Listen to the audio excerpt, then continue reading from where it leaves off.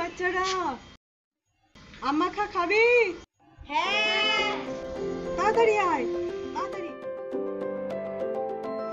আম মাখা করার জন্য আমি গাছ থেকে 4টে আম পেড়ে নিলাম। বাচ্চারা খুব এক্সাইটেড যে আম মাখা খাবে, তাই তাজা আম গাছ থেকে পেড়ে নিলাম। নিয়ে ভালো করে ধুয়ে নিচ্ছি, রগড়ে রগড়ে ধুয়ে আমগুলোকে মাখবো।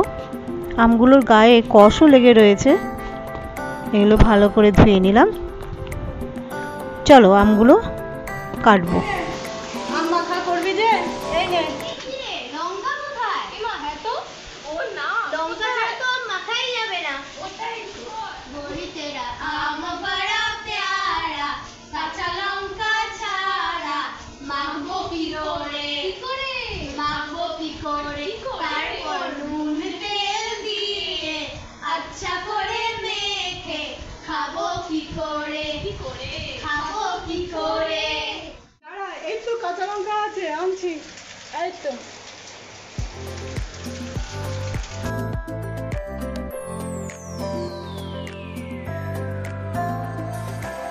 আমগুলোর খোসা ভালো করে ছাড়িয়ে নিচ্ছি।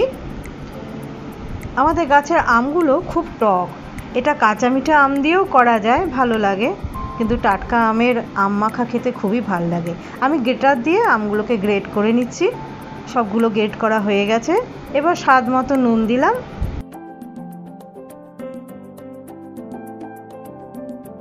কাঁচা লঙ্কা দিয়ে দিলাম, ঝাল অনুযায়ী কাঁচা লঙ্কা। আমি বেশি ঝাল দেবো না, বাচ্চারা খাবে তো, তাই 2টো কাঁচা লঙ্কা নিয়ে নিচ্ছি। একটু কাঁচা সরষের তেল নিয়ে নিলাম, আর একটু স্বাদের জন্য চিনি নিয়ে নিলাম, আর 4টে আমি লেবু পাতা নিয়েছিলাম একসাথে এগুলো মাখবো বলে।